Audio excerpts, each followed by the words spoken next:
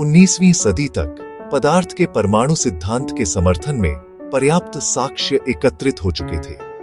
1877 में अंग्रेज भौतिक विज्ञानी जे थॉमसन ने गैसों में विद्युत प्रवाह के प्रयोग किए और इस बात का पता लगाया कि विभिन्न तत्वों के परमाणुओं में नकारात्मक आवेशित कण इलेक्ट्रॉन होते हैं जो सभी परमाणुओं में समान होते हैं। हालांकि पूरे परमाणु का कुल आवेश 0 होता है, इसीलिए परमाणु में कुछ सकारात्मक आवेश भी होना चाहिए जो इलेक्ट्रॉनों के नकारात्मक आवेश को संतुलित करे। परंतु परमाणु के अंदर सकारात्मक आवेश और इलेक्ट्रॉनों की व्यवस्था कैसी होती है, यानी परमाणु की संरचना क्या है? पहला परमाणु मॉडल 1859 में जे थॉमसन ने प्रस्तावित किया। इस मॉडल में परमाणु का सकारात्मक आवेश पूरे परमाणु के आयतन में समान रूप से फैला होता है और नकारात्मक इलेक्ट्रॉन उसमें तरबूज के बीजों की तरह एम्बेडेड होते हैं। इसे प्लम पुडिंग मॉडल कहा गया। लेकिन बाद के अध्ययनों से पता चला कि इलेक्ट्रॉनों और सकारात्मक चार्ज का वितरण इससे बहुत अलग होता है।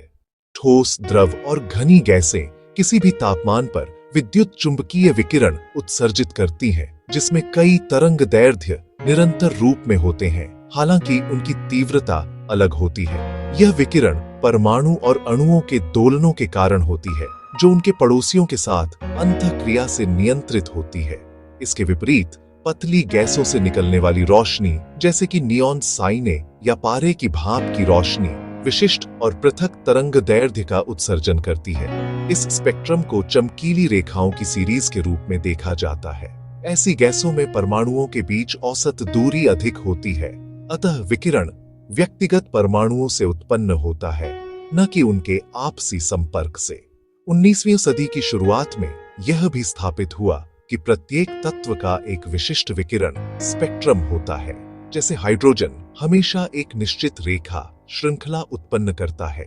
यह तथ्य परमाणु की आंतरिक संरचना और उसके उत्सर्जित विकिरण के स्पेक्ट्रम के बीच गहरा संबंध दर्शाता है। अर्नेस्ट रदरफोर्ड ने कणों के सोने की पतली परत द्वारा प्रकीर्णन के प्रयोग किए।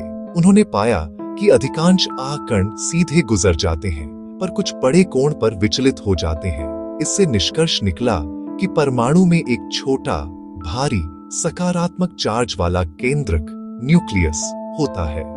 इस न्यूक्लियर मॉडल के अनुसार इलेक्ट्रॉन न्यूक्लियस के चारों ओर सूर्य के चारों ओर ग्रहों की तरह परिक्रमा करते हैं। लेकिन रदरफोर्ड के मॉडल से यह नहीं समझा जा सका कि परमाणु निश्चित तरंग दैर्ध्य की रोशनी क्यों उत्सर्जित करते हैं। पारंपरिक सिद्धांत यह कहता है कि इलेक्ट्रॉन ऊर्जा खोते हुए नाभिक में गिर जाएगा।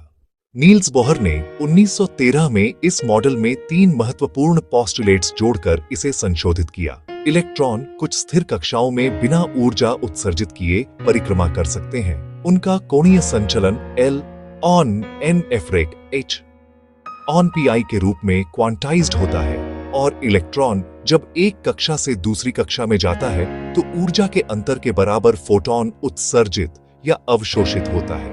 बोहर के मॉडल ने हाइड्रोजन स्पेक्ट्रम को समझाया, जिसमें बाल्मर श्रृंखला और अन्य श्रृंखलाएं जैसे मन, पाशेन, ब्रकेट और पफुंड शामिल हैं। इस मॉडल ने कक्षाओं के व्यास, ऊर्जा स्तर और हाइड्रोजन के आयनिक ऊर्जा को सही तरीके से अनुमानित किया।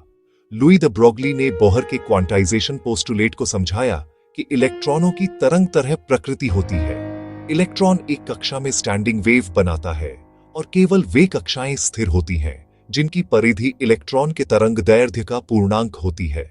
हालांकि बोहर मॉडल हाइड्रोजन जैसे सरल परमाणुओं के लिए सफल रहा, यह बहु इलेक्ट्रॉन परमाणुओं और स्पेक्ट्रल लाइन की तीव्रता भिन्नताओं को समझाने में असफल रहा, जिससे जटिल परमाणु संरचनाओं के लिए आधुनिक क्वांटम यांत्रिकी विकसित हुई।